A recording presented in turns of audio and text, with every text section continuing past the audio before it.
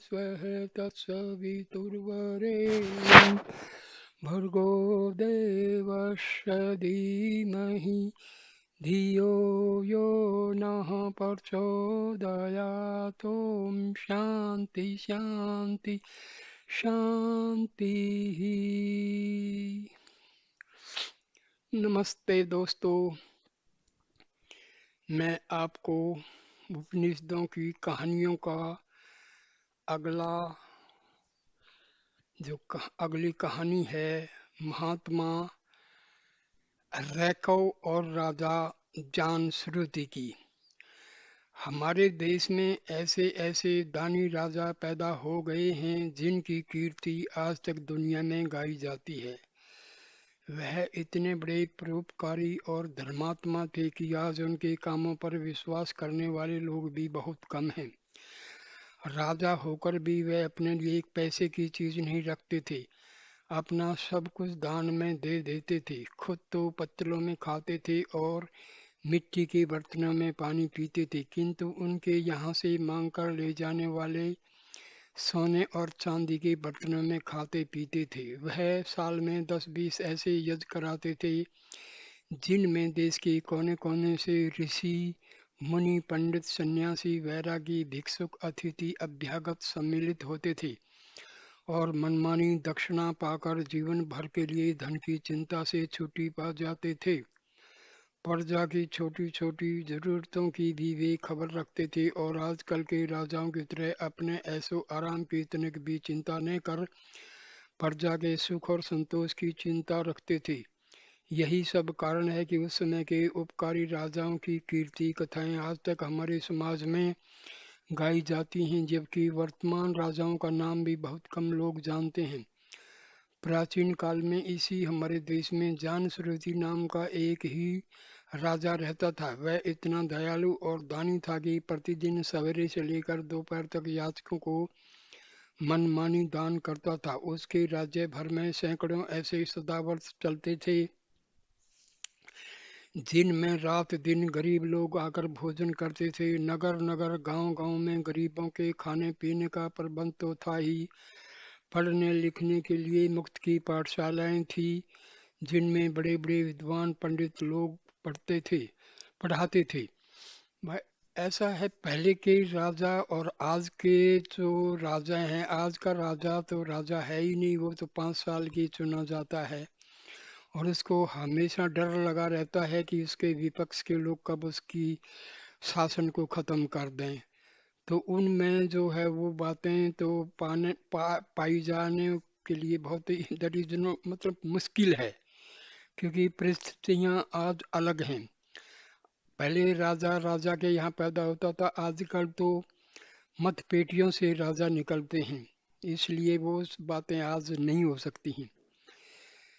दवा का प्रबंध भी राज्य की ओर से प्रत्येक गांव में मुफ्त होता था। कर के रूप में प्रजा से उतना ही धन लिया जाता था जितना वह अपनी खुशी से दे देती थी।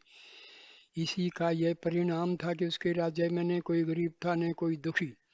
दूर दूर से ऋषि मुनि लोग आकर राजा जानश्रुति को ऊंची विद्या का उपदेश करते थे और वह उनकी अपने हाथों से खूब सेवा करता था। राजधानी में सैकड़ों नौकर चाकरों के रहने पर भी वह अपने अतिथियों का सारा प्रबंध स्वयं भरसक स्वयं करता था और उनको प्रत्येक जरूरतों की पूरा करता था। सब कुछ होने पर भी राजा जानश्रुति को किसी बात का तनिक भी गर्व नहीं था। जब लोग उसकी बड़ाई करते थे तो वह वहां से उठकर किसी काम के बहाने से चल देता था। राजा के समान ही विनयशील सदाचारी और धर्मात्मा उसके पुत्र भी थे। रानी तो साक्षात लक्ष्मी थी, उसे अपने इस बड़े भाग्य पर कभी तनिक भी गुमान नहीं होता था। राजमहल में छोटी नौकरानियों से लेकर अपनी सखियों तक उसका एक समान व्यवहार होता था। वह छोटे बड़े सबसे इस ढंग से मीठी मीठी बातें करती मानो सबके सुख दुख में उसकी पूरी सहानुभूति है। राजा जानश्रुति इस प्रकार मृत्यलोक में भी स्वर्ग का सुख भोग रहा था। उसे अपने जीवन में कभी किसी बात का खटका नहीं लगा।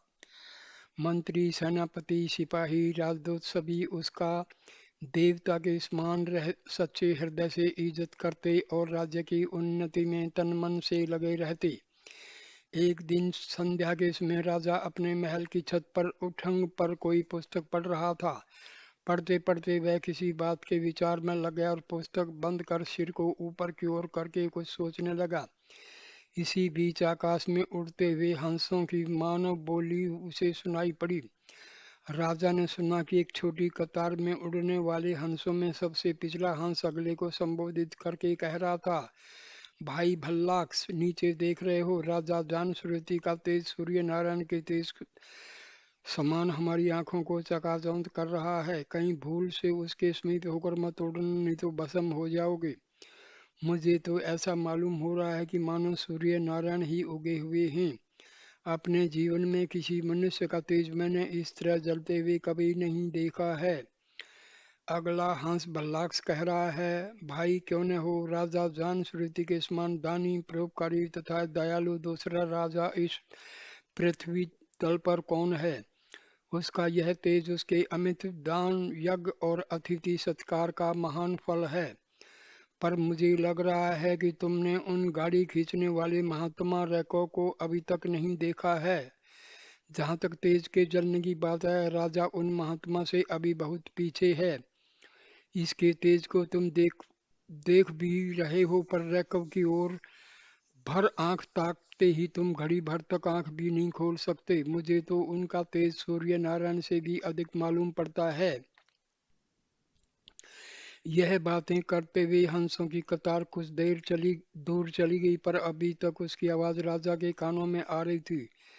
पिछला हंस फिर पूछ रहा है, भाई भल्लाक्ष, मैंने सचमुच उन गाड़ी वाले महात्मा रैकव को अभी तक नहीं देखा है। मुझे बतलाओगे वह किस तरह इतने तेजस्वी हो गए? क्या राजा जान श्रुति से बढ़कर वह दानी और धर्मात्मा हैं?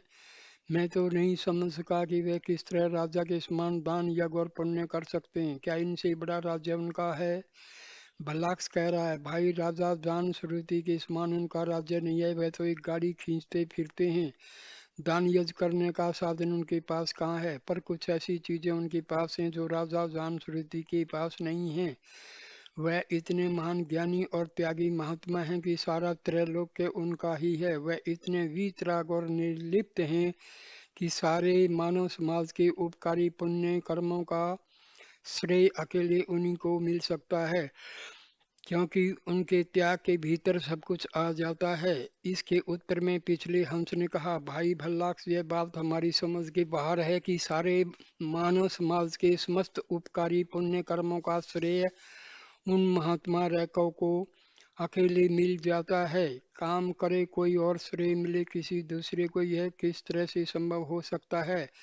अगर ऐसा हो तो संसार में लोग पुण्य कर्मों का करना ही छोड़ दें। भल्लाक्ष धीरे धीरे बहुत दूर तक उड़ गया था, परंतु राजा कान लगाकर उसकी आवाज सुनता रहा। वह कह रहा था, भाई इस विषय में तुम्हें एक दृष्टांत बतलाता हूँ। जैसे जुआ खेलने के पासे के निचले तीनों भाग उसी के अंतर हो जाते हैं, यानी जब जुआरी का पासा दांव पर पड़ता है तब वह तीनों को जीत लेता है। इसी प्रकार इसमें प्रजा जो कुछ भी शुभ कार्य करती है, उन सब का सुफल महात्मा रैकव के शुभ फलकों के अंतर्गत हो जाता है।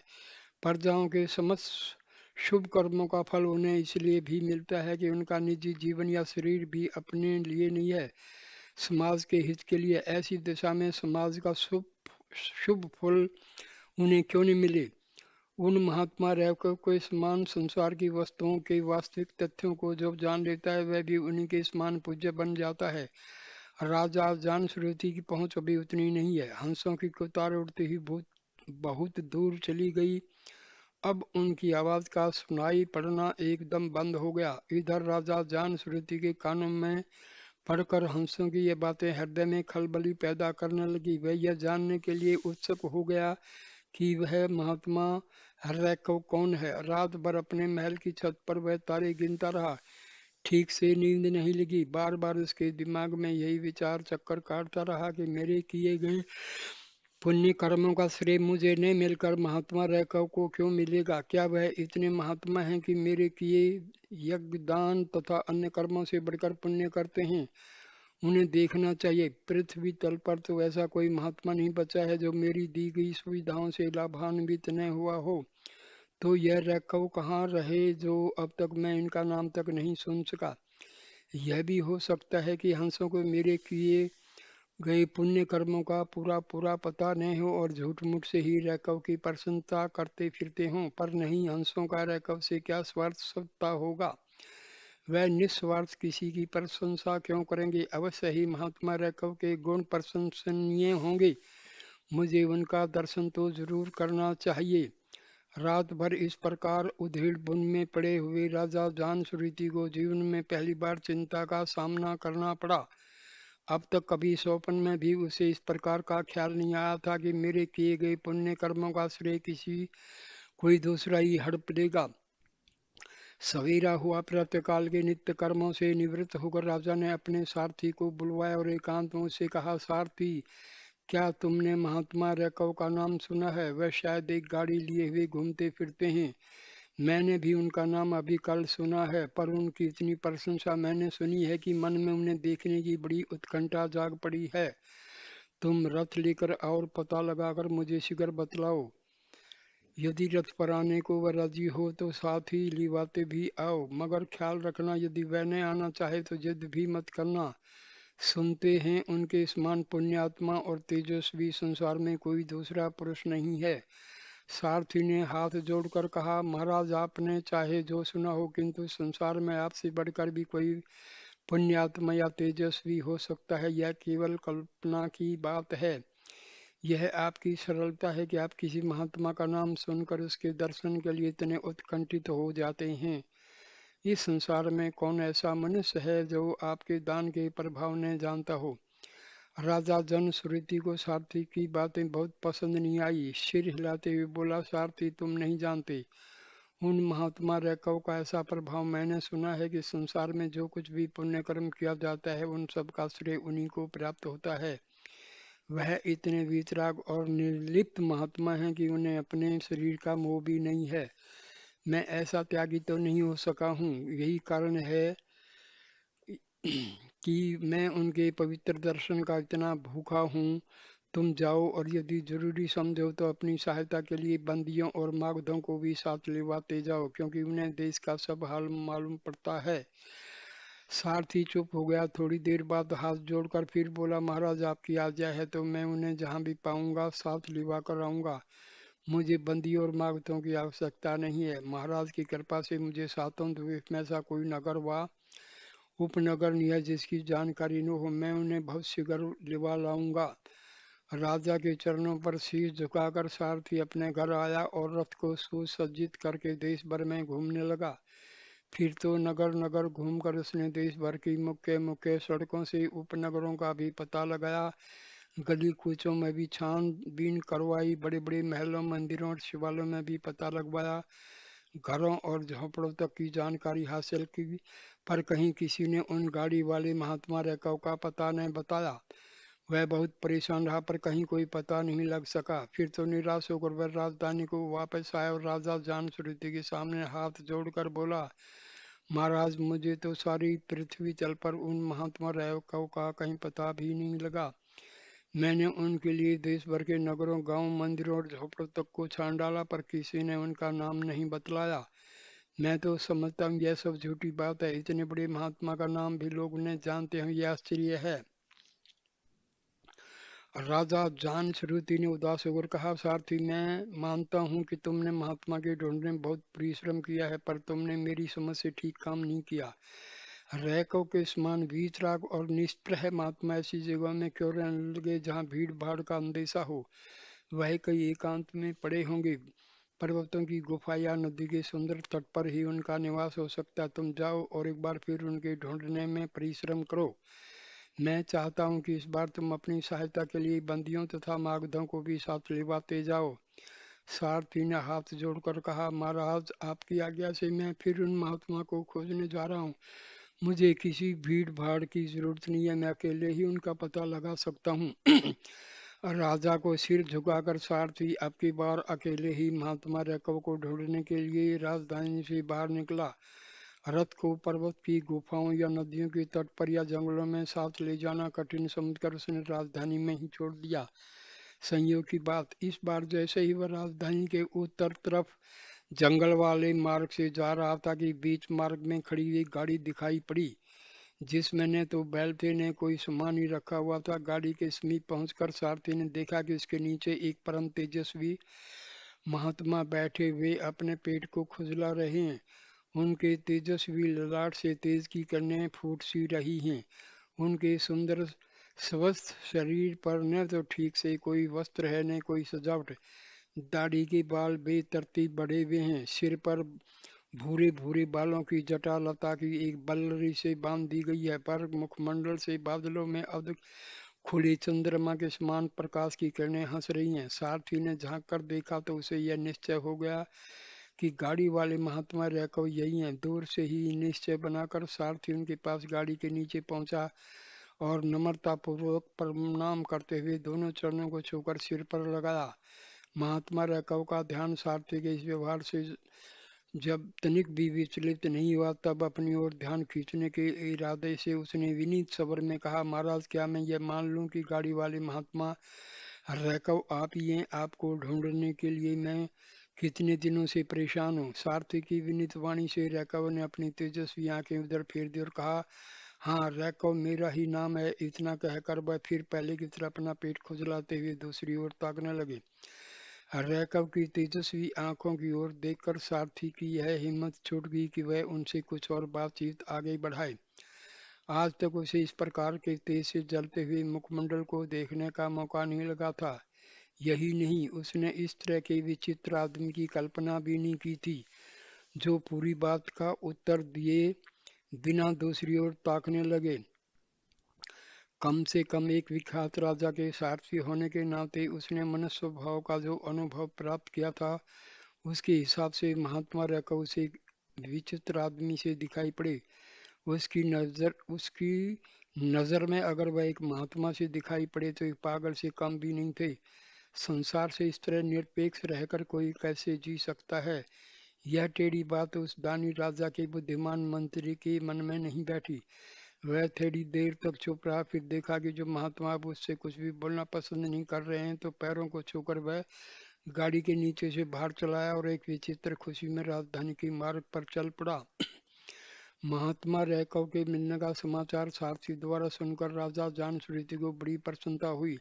अब वह उनके दर्शन की विधिवत तैयारी में लगे। सुमुहूर्त में अपने साथ 600 ब्याई हुई गोवें, एक बहुमूल्य सोने का हार जिसमें बीच बीच में हीरे मोती गुथे हुए थे, एक सुंदर रथ जिसमें बहुत बलवान घोड़े जुते हुए थे, लेकर महात्मा रैकव के पास पहुंचे। उसमें भी महात्मा रैकव उसी गाड़ी के नीचे बैठकर अपने पेट में हुई खाज को खुजला रहे थे। राजा ने रैकव के पास जाकर आदर सहित प्रणाम करते हुए दोनों चरणों को छुआ और फिर थोड़ी देर तक चुप रहकर विनीत स्वर से हाथ जोड़कर स्वर्ण की माला को दिखाते हुए कहा, महात्मन, मैं राजा जान श्रुति का पुत्र जान श्रुति हूँ। आपकी सेवा में मैं सामने खड़ी हुई 600 ब्याई गौएं, एक सुंदर रथ तथा यह माला समर्पित करना चाहता हूँ। मेरे राज्य में इतने दिन रहते हो गए, कभी आपने राजधानी को पवित्र करने की कृपा नहीं की, नहीं तो इस तरह टूटी फूटी गाड़ी को खींचने की आपको क्या जरूरत थी? मेरे राज्य भर में कोई भी महात्मा आपकी तरह कठिनाई का जीवन नहीं बिताता। क्षमा कीजिए, मुझे आपका पता बिल्कुल ही नहीं था, नहीं तो इतने कष्ट आपको कदापि न सहन करने पड़ते। हे महाराज, मेरी इस भेंट को सभी कृपा कर स्वीकार कीजिए और आप जिस देवता की उपासना में लगे हुए हैं उसका उपदेश मुझे भी कीजिए। मैं भी आपका एक छोटा सा दास हूँ। राजा की ओर कुछ क्रुद्ध नेत्रों से आग उगलते हुए के समान महात्मा रैकव ने गंभीर स्वर में कहा, शूद्र, यह गौएं, यह रथ, यह हार तो अपने ही पास रख, मुझे इनकी बिल्कुल जरूरत नहीं है। मेरे लिए तो अपनी यह टूटी फूटी गाड़ी ही बहुत है। रैकव की क्रुद्ध क्रुद्ध बातें सुनकर दयालु राजा जान स्वरूति ने सोचा कि कदाचित दक्षिणा में बहुत कमी देखकर ही महात्मा ने मुझे शूद्र कहा है, या तो हंसों की बात सुनकर मैं उनसे दिल में ईर्ष्या करने लगा हूँ, इसलिए शूद्र कहा है। थोड़ी थोड़े धन पर कहीं उत्तम विद्या की प्राप्ति हो सकती है, थोड़े धन से हमारी परम विद्या जानना चाहता है। संभवतः इसी बात पर महात्मा ने मुझे फटकारा है और मेरी बातों का कोई उत्तर भी नहीं दिया है। उधर महात्मा रैकव जान श्रुति से उक्त बातें कहने के बाद फिर अपना मुख दूसरी ओर घुमाकर बैठ गए और कुछ सोचते हुए पेट की खाज खुजलाने लगे। राजा जान श्रुति को फिर से उन्हें छेड़ने की हिम्मत नहीं हुई। वह चुपचाप गाड़ी के नीचे से उठकर बाहर चले आए और नौकरों को सब सामान वापस ले चलने की आज्ञा देकर सारथी के साथ रथ पर सवार होकर राजधानी की ओर चल पड़े। रास्ते में उसे महात्मा रैकव की बातें रह रहकर तंग करने लगी। लाखों बातें सोचने पर भी वह यह नहीं जान सका कि शूद्र की नई उपाधि उसे आज क्यों मिली है, जिसे सारा संसार आंख की पलकों में रखना चाहता है। पशु पक्षी तक जिसके यश की बातें कहते फिरते हैं, उसे शूद्र कहने वाला महात्मा या कोई पागल। सारथी तो रैकव की बातों से इतना दुखी हो गया था कि सारे मार्ग में राजा से कुछ बात छोड़ने की उसकी हिम्मत ही छूट गई। सायंकाल राजधानी में पहुंचकर राजा जान श्रुति ने वह रात बड़ी बेचैनी से बिताई। दूसरे दिन प्रातःकाल नित्य क्रम से निवृत्त होकर उसने विचार किया कि बिना ज्ञान के अब मेरा शौक दूर नहीं हो सकता। संसार में जितने भी विद्वान या महात्मा हैं, सब मेरी प्रशंसा करते हैं, केवल रैकव ही शूद्र रूप में जानते हैं। निश्चय ही वह सबसे बड़े महात्मा, क्योंकि शूद्र के सिवाय किसके मन में ईर्ष्या द्वेष और शोक रह सकता है। इसलिए उन्हें जिस तरह भी हो सके प्रसन्न करके सच्चा ज्ञान ही प्राप्त करना ही अब मेरा धर्म है। मुझे उन महात्मा की कृपा अवश्य मिलनी चाहिए। उनके बिना मेरे इस शौक को दूर करने की शक्ति किसी दूसरे में नहीं है। मन में इस तरह का निश्चय पक्का करके राजा जानस्वरूप इस बार अपने साथ 1000 ब्याई हुई गौएं, सोने का दूसरा बहुमूल्य हार, दूसरा सुंदर रथ तथा अपनी इकलौती कन्या लेकर महात्मा रैकव की सेवा में उपस्थित हुआ और सब कुछ चरणों में निवेदन करते हुए विनीत स्वर में बोला, भगवान यह सब सामग्री मैं आपको भेंट देने के लिए लाया हूँ, इनको आप स्वीकार कीजिए। मेरी यह कन्या आपकी धर्मपत्नी बनकर रहेगी। जहाँ पर आप बैठे हुए हैं वह प्रदेश तथा उसके आसपास के 20 गांव भी मैं आपको अर्पण करता हूँ। आप मेरी तुच्छ भेंट को सप्रेम अंगीकार कीजिए और मुझे उस देव की उपासना का तत्व बतलाइए जिसकी आराधना में इस तरह संसार से विरक्त होकर लगे हैं। मेरी दृष्टि में संसार में आपसे बढ़कर महात्मा कोई दूसरा नहीं है, इसलिए जिन वस्तुओं को मैं सबसे अधिक कीमती तथा प्रिय समझता था, उन्हीं से आपकी सेवा कर रहा हूँ। मैं खाली हाथों से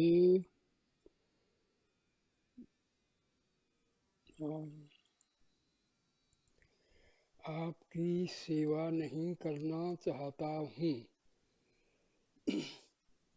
राजा की इस लंबी बातचीत को सुनकर रैकव ने अपनी सहज चितवन से सामने खड़ी हुई राजा की गौं, हार, रथ और उसकी परम सुंदरी कन्या पर उड़ती हुई दृष्टि डाली और कुछ रुके स्वर में कहा, शूद्र तू खाली हाथों से नहीं, खाली हृदय और पाप भरे मन से उपदेश करने आया है। तू मेरे ज्ञान का मूल्य आंकने चला है। जिस वस्तु के एक बार में ठुकरा चुका उसको कम समझकर उससे अधिक के द्वारा तू हमारे उपदेश को खरीदना चाहता है। जिस ईश्वरीय ज्ञान की प्राप्ति करना चाहता है वह संसार के साम्राज्य से भी लाखों गुना कीमती है। तेरी है मृत्यु गायें, टूटने वाला रथ, नष्ट होने वाला हार और मरण धर्मा कन्या उसकी एक मात्रा की भी कीमत नहीं चुका सकते। भला बतलाओ तो सही कि इन विनाश होने वाली वस्तुओं के बदले में ब्रह्म के शाश्वत ज्ञान का उपदेश तुझे किस प्रकार मिल सकता है। तेरे समान दानशील और उपकारी राजा को तो मैं इतना मूर्ख नहीं समझता था। तो पूरा पशु निकला। तुम्हारी जगह पर यदि कोई दूसरा राजा होता तो मैं उसे शाप देकर भस्म कर देता, पर मुझे मालूम है कि तू हृदय से पापी नहीं है। रैकव की मृदंग के समान गंभीर स्वर में गूंजने वाली उक्त बातों को सुनकर और सात्विक क्रोध से प्रदीप्त उनके मुखमंडल को देखकर राजा जनश्रुति विचलित हो गए। उनका हृदय छूट गया। भय के कारण उनके ललाट पर पसीने की धारा फूट पड़ी, कंठ सूख गया और आगे बोलने की हिम्मत छूट गई। जीवन में इस अनहोनी घटना का उन्हें स्वप्न में भी कभी भान नहीं हुआ था। महत्व के ऊंचे शिखर पर से गिरकर वह पाताल के गर्त में डूबने लगे। अंत में निरुपाय होकर वह महात्मा रैकव के चरणों पर गिर पड़े और गिड़गिड़ाते हुए बोले, भगवान आप सर्वयंत्रियामी ही। इस चराचर संसार में कोई भी वस्तु आपसे छिपी नहीं। किसी पाप भावना से प्रेरित होकर मैंने ये अपराध नहीं किया है। मुझे हृदय से क्षमा कीजिए और जिस उपाय से मेरा मानसिक शोक दूर हो, मेरी अविद्या का काला पर्दा सदा के लिए नष्ट हो जाए, वह उपाय कीजिए। मैं अब तक कितने अज्ञान में था इसे आज ही जान सका हूँ। राजा की विनीत और करुणा से भरी वाणी को सुनकर महात्मा रैकव के ज्ञान विदग्ध हृदय में दया का अंकुर फूट पड़ा। थोड़ी देर तक चुप रहने के बाद वह बोले, राजन, जो कुछ मैं जानता हूँ या जिस देवता की उपासना में लीन रहता हूँ, यदि उन सब बातों को तुम जानना चाहते हो, इन गायों के साथ रस और हार को राजधानी में वापस कर दे। केवल तुम्हारी सुंदरी कन्या का वर्णन मैं करूंगा। इन तुच्छ और नश्वर वस्तुओं के दाम पर तू उसे नहीं खरीद सकता। उनके लिए तो तुझे अपना सर्वस्व अर्पण करना पड़ेगा। जब तक तू अपने को खुद नहीं अर्पण कर देता, तब तक तेरा ज्ञान नहीं मिट सकता। अपने आप को अलग करके तथा पराई वस्तुओं पर अपना अधिकार समझ करके जब तक दान का पाखंड तो करता रहेगा, तब तक तुम्हारे हृदय से अज्ञान की कालिमा दूर नहीं होगी और इस काले पंकिल हृदय से ज्ञान का अंकुर नहीं फूट सकेगा। मनुष्य के हृदय से जब तक अपने धन, अपने अधिकार, अपनी लालसाओं की सूक्ष्म भावना दूर नहीं हो जाती, तब तक वह सच्चे ज्ञान को प्राप्त करने का अधिकारी नहीं होता। उस काले पापी हृदय में भगवान का निवास नहीं हो सकता, क्योंकि तुम तो जानते हो कि अक्षीर सागर अर्थात दूध के समुद्र में निवास करने वाले हैं। जब तक मनुष्य का शुद्ध हृदय दूध के समान निर्मल नहीं हो जाता, तब तक उस अक्षीर समुद्रशाही भगवान का निवास क्यों कर हो सकता है। राजन, जो लोग अपने आप को बचाकर तेरी तरह केवल अपने अधिकारों का समर्पण करते रहते हैं, वे भगवान के पाने का सोपन बेकार में देखते हैं। महात्मा रैकव की ज्ञान से भरी उक्त बातें सुनकर राजा जान के भीतरी नेत्र खुल गई। वह फिर से उनके चरणों पर गिर पड़े और बड़ी देर तक अपने अज्ञान में जीवन की बातें सोच सोच कर आंसू बहाते रहे। फिर थोड़ी देर तक चुप रहने के बाद उन्होंने सारथी को गोई रथ और हार कन्या को राजधानी पहुंचाने का इशारा देकर महात्मा रैकव से हाथ जोड़कर कहा, भगवान, मैं कितने अज्ञान में था। मेरे जीवन के कितने अमूल्य दिन यूं ही बेकार में बीत गई। मैं जिसे सुवर्ण समझता था वह एकदम मिट्टी से भी बेकार ठहरा। आज मेरे पुण्य के सच्चे दिन उदय हुए हैं। मैं आज से आपकी शिष्यता अंगीकार कर रहा हूँ। महात्मा रैकव ने जान स्वरूप को ब्रह्म ज्ञान का सच्चा अधिकारी समझा और उसे विधिवत ब्रह्म ज्ञान का उपदेश किया। ब्रह्म ज्ञान को प्राप्त कर दयालु और परमार्थी राजा जान स्वरूप का तेज सचमुच बहुत बढ़ गया और वह जीवन मुक्त हो गया। उसकी मानसिक सुख सदा के लिए दूर हो गई। ब्रह्म ज्ञान से निर्मल एवं सच्चे हृदय में भगवान का निवास हो गया। राजा जान स्वरूप की परम सुंदरी लज्जावन मुखी कन्या महात्मा रैकव के साथ ब्याह दी गई। जिस सौभाग्यशाली प्रदेश में महात्मा रैकव ने राजा जानश्रुति को ब्रह्म ज्ञान का उपदेश किया था और राजपुत्री के साथ पानी ग्रहण संस्कार किया था, वह बहुत दिनों तक रैकवपर्ण के नाम से विख्यात रहा। ये कथा छांदोग्य उपनिषद से ली गई है। दोस्तों, मेरी चैनल को सब्सक्राइब करना, वीडियो को लाइक करना, कमेंट करना और शेयर करना। नमस्ते दोस्तों, नमस्ते।